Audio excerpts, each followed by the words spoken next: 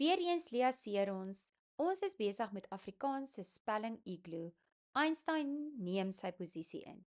Ons gaan met nog 'n konsonant werk, die letter K. Kom ons kyk tot watter klank behoort die letter K. Dit is 'n eksplosiewe is die groot woord. Plofklank. Nou dink 'n bietjie aan 'n kat wat spring. En dan dink jy, hoe klink dit as hy poot op die mat slaan? Dis so 'n plof geluid. So die sin wat ons daar het is Piet Buys, die golfer terg die kat by die berge. Die G is by berge gemerk omdat dit die enigste plek is, jy kry hom net in die middel van die woord waar hy die G klank maak.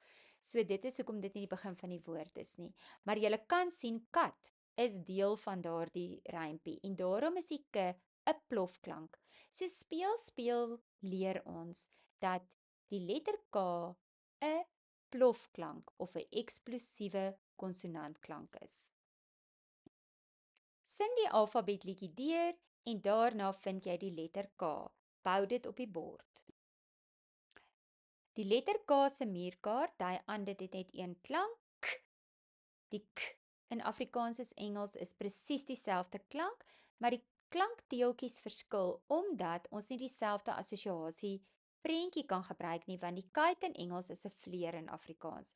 Daarom gebruik ons dan vir Afrikaans die assosiasie kos. So kom ons doen die beweging motories.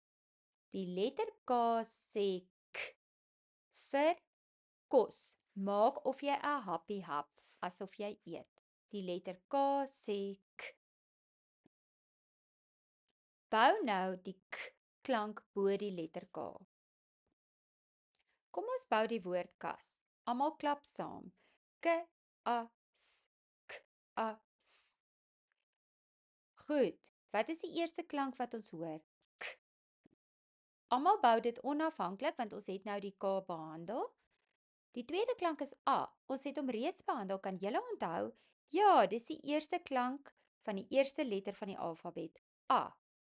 En ons help nou as onderwysers of ouers om die S te bou. Ons het dit nog nie behandel nie.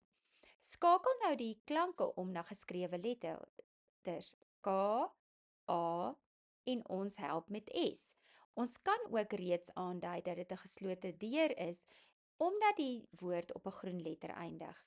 Dit is nie verkeerd om die oopgeslote lettergrepe te oefen wanneer jy bou, al behandel jy primêr die konsonante nie, want alle lettergrepe het 'n vokaal in en daarom gaan die oopgeslote deur jou altyd lei of jy die kort of die lang klank van die vokaal moet gebruik. Daarom hoe meer vaslegging en oefeninge leerder kry, hoe beter gaan die begrip toegepas word wanneer nodig.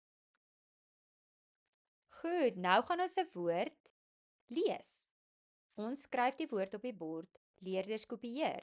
Goed, elke leerder op sy eie skakel die eerste letter om na 'n klank. Dit is wel 'n geslote lettergreep, daarom weet ons die geel letter se klank gaan 'n kort klank wees. K. Leerders doen dit onafhanklik. So ook die E vir net, ons het hom reeds behandel.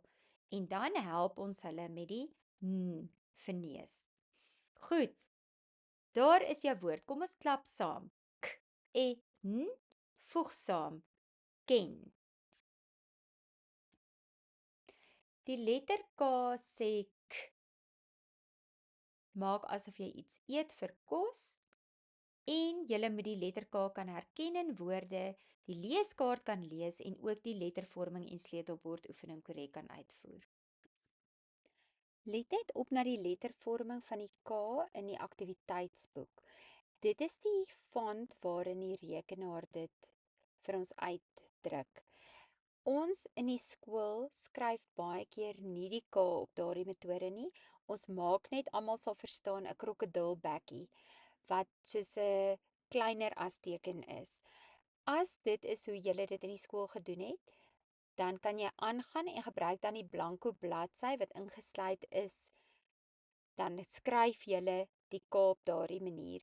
Die rekenaar gooi hom uit dat hy 'n skynstreepie het en 'n ander streepie wat in die helfte van die skynstreepie afgaan. Dit is nie tradisioneel hoe ons die K geskryf het nie. So hier kan elke juffrou haar diskresie gebruik en soos ek sê, as die aktiwiteitsblaai nie vir jou werk nie, doen dit net op 'n blanko blaai en laat die kind oefen om die letter K te vorm. Daar is kopiereg op al ons produkte.